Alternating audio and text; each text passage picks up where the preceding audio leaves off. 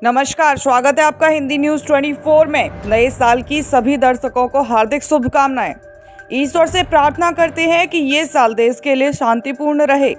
Corona जैसी महामारियां, आतंक जैसी गतिविधियां ईश्वर कृपा से हिंदुस्तान की पावन धरती से दूर रहें। दिन की शुरुआत करते हैं तरोताजा खबरों के साथ। तो दिल्ली से बड़ी खबर, नायलॉन के धागे से बांधा छात्र का प्राइवेट पार्ट। छोटे बच्चे कब क्या करेंगे कुछ कह नहीं सकते। बच्चे हैं, खेल रहे हैं, सोचकर हम नजरअंदाज कर देते हैं, लेकिन दिल्ली के एक स्कूल से दिल को दहलाने वाली घटना सामने आई।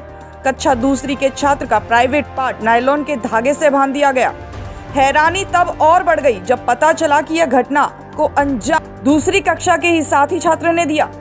आप सोचें, बच्चों पर कितना ध्यान देने की जरूरत है। दिल्ली के एनडीएमसी स्कूल का ये दिल दहलाने वाली घटना, मामला पुलिस तक पहुंचा। दिल्ली पुलिस मामले की जांच में जुटी है। इस घटना से सभी को बच्चों पर अधिक ध्यान देने की सीख मिलती है। बढ़े अगली खबर की तरफ, तो ऋषभ पंत से हॉस्पिटल मिलने पहुंचे अनिल कपूर और अनुपम खेर।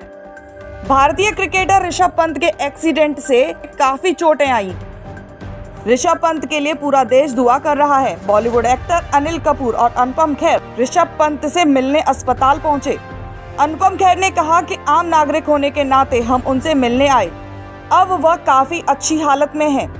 अनुपम खेर ने कहा, फाइटर पंत के साथ पूरे देश की दुआएं हैं, बहुत जल्दी ठीक हो जाएंगे।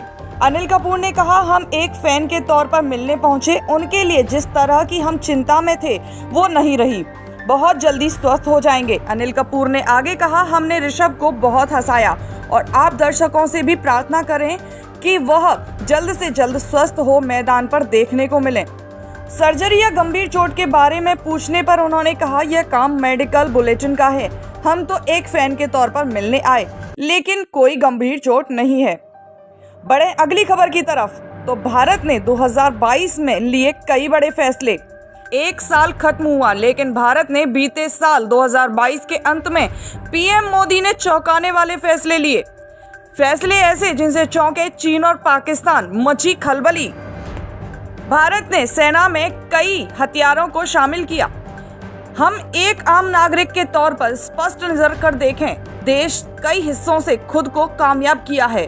जो क्षेत्र एक बड़ी चिंता का विषय हुआ करते थे, हमने उन पर कामयाबी हासिल की है। 2 सितंबर 2022 में भारत के दूसरे विमान महाकैरियर INS विक्रांत को नौसेना में शामिल किया गया, जिसके साथ भारत की गिनती उन चुनिंदा देशों में हो गई जो विमान पोत खुद डिजाइन कर सकते हैं। अग्नि 5 का किया मैक्सिमम रेंज में परीक्षण। इसके साथ भारत नौसेना में पनडुब्बियों के बेड़े को और मजबूत कर रहा है। 2017 में नौसेना को 6 स्कॉर्पियन पनडुब्बियों की डिलीवरी शुरू हो गई थी, जो 2023 में पूरी हो जाएगी। 2023 में नौसेना को मजबूत करने के लिए राफेल M विमानों को नौसेना में शामिल करने का फैसला लिया। ये राफेल M विमानों को फ्रांस से मंगवाया जाएगा। 2022 में ही वायुसेना के बेड़े में प्रचंड को शामिल किया गया। अब बढ़े अगली खबर की तरफ, तो राहुल गांधी का भारत जोड़ो यात्रा पर खुद ने दिया बयान। राहुल गांधी ने खुद भारत जोड़ो यात्रा पर दिया बयान। कहा, भारत जोड़ो यात्रा एक फ्यूचर प्लान है। राहुल ने कहा, यात्रा से काफी कुछ सीखने को मिला है। राहुल ने साथ ही कहा, आलोचना और आक्रमण करने वालों का भी शुक्रिया, उन्होंने मुझे बहुत कुछ सिखाया। खासकर बीजेपी ने तो मुझे बहुत अच्छी ट्रेनिंग दी है। चीन मुद्दे पर फिर घेरा राहुल ने सरकार को। कहा, हर तरफ हालत खराब। इसके पलटवार में अमित ने कहा, सरहद पूरी तरह से सुरक्षित है, वहां ITBP निगरानी करती है। 3 जनवरी को दिल्ली पुलिस भारत जोड़ो यात्रा के लिए और पुख्ता इंतजाम करेगी। बताते चलें कि कांग्रेस ने दिल्ली पुलिस पर सुरक्षा चूक के आरोप लगाए थे, जिसे लेकर दिल्ली पुलिस और कांग्रेस की सुरक्षा को लेकर घंटों तक मीटिंग चली। नए साल के मद्देनजर पुलिस व्यवस्था और बढ़ाई गई। नए साल के जश्न में कोई रुकावट न आए और सभी गतिविधियों पर नजर रखने और सुरक्षा का ध्यान में रखते हुए देश में ज्यादातर हिस्सों में पुलिस कर्मियों की ज्यादा संख्या को तैनात किया गया। दिल्ली में कुल 16,000 से ज्यादा पुलिस कर्मियों की तैनाती, जिनमें 2500 से ज्यादा महिला पुलिसकर्मी भी शामिल।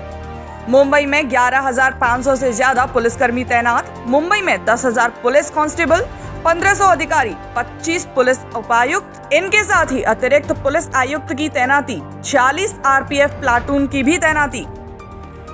यूपी पुलिस ने नए साल के जश्न को लेकर सख्त आदेश, चौराहों, शॉपिंग मॉल, मार्ट और पिकनिक स्पॉट पर खासा सुरक्षा सख्ती बढ़ाई। मथुरा में श्री कृष्ण जन्मभूमि पर सुरक्षा सख्त, भूमि विवाद को लेकर प्रशासन सख्त, भीड़ न जमा होने के दिए आदेश। अब खबर मौसम की, तो कौसानी शिमला में नए साल के जश्न पर बर्फबारी और जन्नत का अनुभव करने बड़ी संख्या में पहुंचे पर्यटक।